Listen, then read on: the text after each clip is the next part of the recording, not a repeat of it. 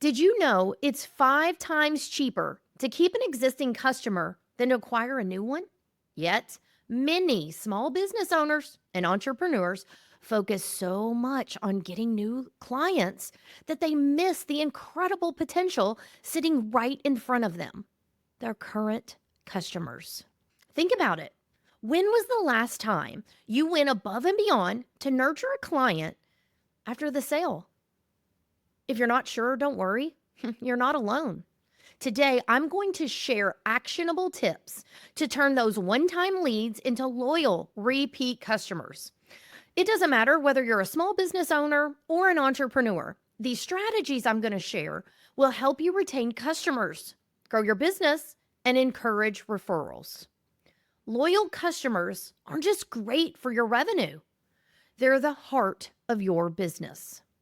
So here's what I'm going to cover today: why post purchase engagement is essential for retention, practical strategies tailored for service based businesses to nurture relationships, and common mistakes to avoid when trying to build loyalty.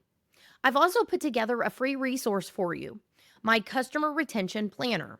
It's designed to help you map out your strategy. So, are you ready to get started? I'm going to start by talking about why post purchase engagement is so important. It's all about retention. Loyal customers spend more, buy more often, and are much more likely to refer friends and family.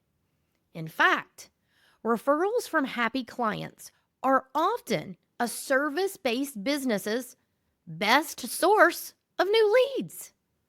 Second, emotions play a huge role. Customers remember how you made them feel during and after the service. Did you make them feel valued and appreciated? Or was it a one and done transaction? Creating a positive emotional connection can set your business apart from the competition. Now, I like to talk about numbers. So let's talk about them. A 5% increase in retention can lead to a 25 to 95% boost in profits. Now, I didn't just make this up. This is according to Bain and Company. For example, if you're a service-based business and every happy client who comes back is not just a source of revenue, but is also a walking testimonial for your business, they're really like a built-in salesperson for your business. Now that you understand why the retention matters, let's start putting these pieces together. And let's talk about some practical ways to nurture those relationships and encourage repeat business. Remember, top of mind. You have to stay top of mind, not just for new clients, but for your repeat customers. So I digress. Number one, personalized follow-ups. As soon as you've finished a service, follow up with your client. I'm going to give you an example. If you're a home cleaning service, you could send an email thanking them for their trust and include some type of tip that has to do with your industry.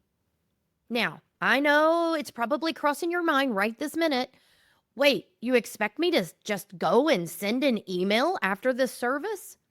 There are so many tools and softwares available that make this easier for business owners. Now, let's just say that you're a coach or a consultant. You could send a personalized message with a few suggestions to follow up from a recent session that you had with them. Small touches like these show you care, and it keeps your business, ready for it, top of mind. Number two, exclusive customer perks. Everyone loves to feel special. So I'll give you another example. Maybe you're a hairstylist.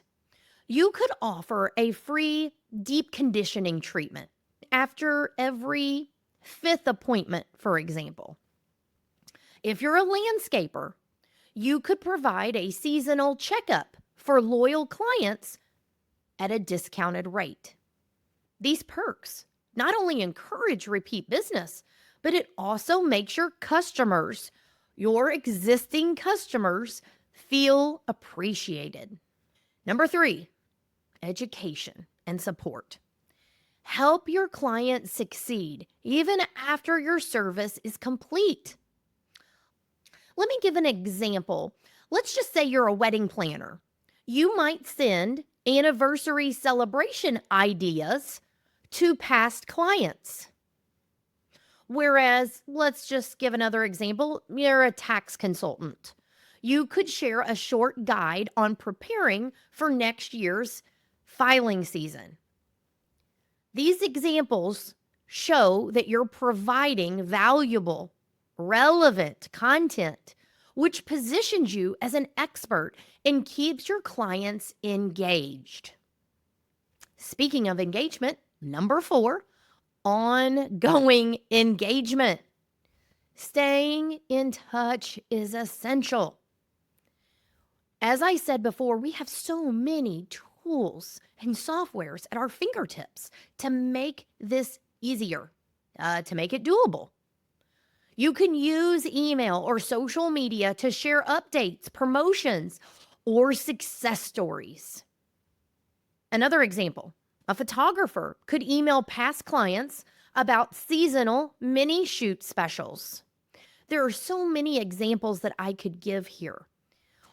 But again, that ongoing engagement keeps you top of mind. Number 5, gathering feedback. Never underestimate the power of asking for feedback. If you were a massage therapist, you could send out a follow-up message saying, "How did your body feel after your session? Let us know and leave a review." Now, the key here is this not only gives you valuable insights, but also reinforces that you care about their experience. As a side note there, reviews are so important, but this just shows a way to wrap it together to give feedback and leave a review. So once you've built a solid relationship, the next step is encouraging repeat business. And there's different opportunities for upsell and cross-sell, and you want to be very smart about it. I'm going to give you some examples. Back to a photographer example. You could offer discounts or special pricing on prints, or maybe a complimentary session, like family photos after a wedding shoot. If you were a skincare specialist, you could recommend a hydrating cream or lotion to pair with a facial service that client got. There are so many examples to give here that what I really want to focus on is the way to encourage repeat business through upsells and cross-sells. Next up, I want to talk about reactivation campaigns.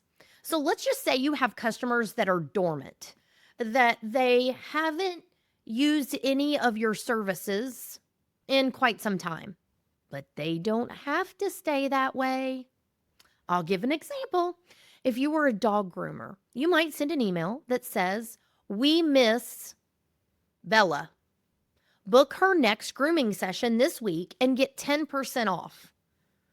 Right there, we were personable. You identified the pet's name. You have a call to action to book the next grooming session. And for being an existing or a previous customer, you're getting a discount or special pricing. Multiple things in that example. I have to talk about community building because the importance of creating a sense of belonging needs to be talked about here. And if you are a coach or a consultant, you could host client appreciation events or offer access to a private group, whether it be on Facebook or another software that hosts a private group.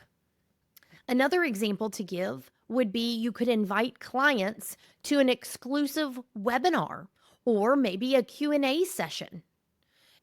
It's really all about that sense of belonging and forming a community. There's so many opportunities there. The next thing I want to talk about is celebrating loyalty.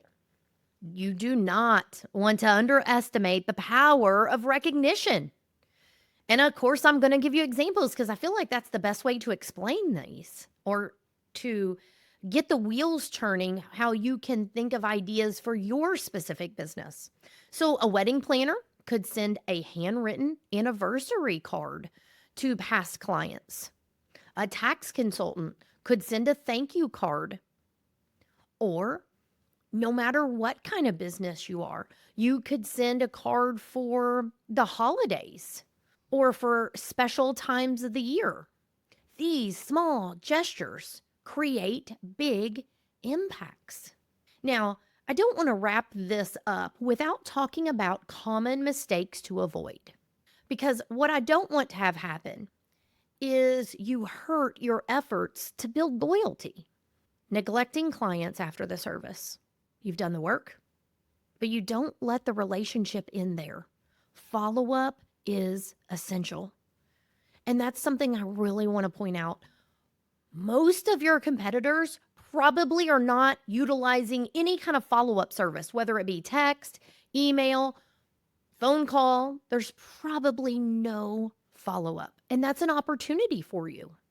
Now, on the other side of this is overloading way too much communication. You don't want to overwhelm your customers with too many emails or promotions. I always tell people, you want to be respectful not only of people's time, but also their attention. So by planning ahead, you can really minimize the number of times you send something out, but still get maximum impact. Ignoring feedback. If a client takes the time to leave you some kind of feedback, please act on it. I'm not saying to implement what they've suggested. Depends on what they're saying, but acknowledge it. This shows that you value their input. The next one, lack of personalization.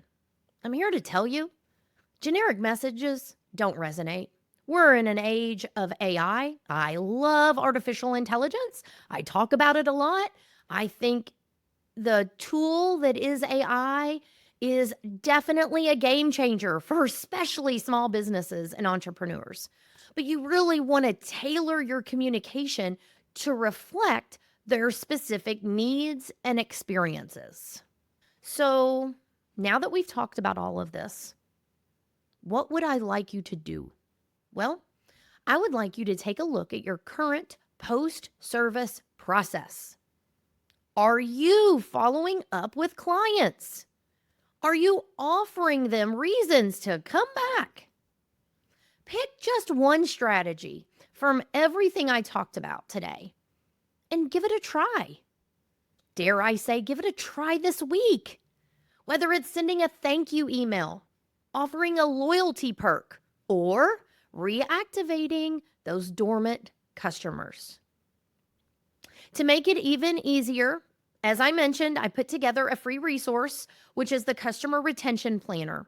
And you want to download it because it can help you with nurturing those relationships and encouraging repeat business. Remember, loyal customers are the backbone of your business. Treat them well.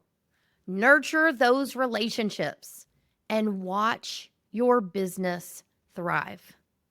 Until next time, keep it simple, keep it strategic, and keep growing your business.